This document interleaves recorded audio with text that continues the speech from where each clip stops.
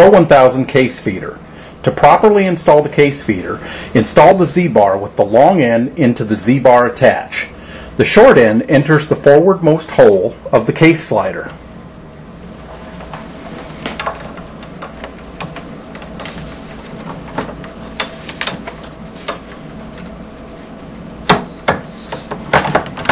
Drop the cylinder and plate assembly into the hole and set the top nut so that there is a coin's thickness between the case mouth and the bottom of the cylinder and plate assembly.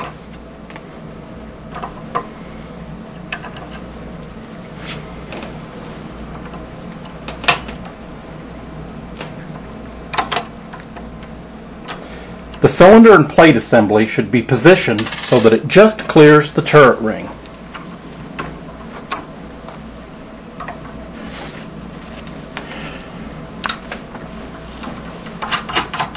Refer to the instructions to ensure the proper cylinder and plate and slider block is being used for the cartridge you are reloading.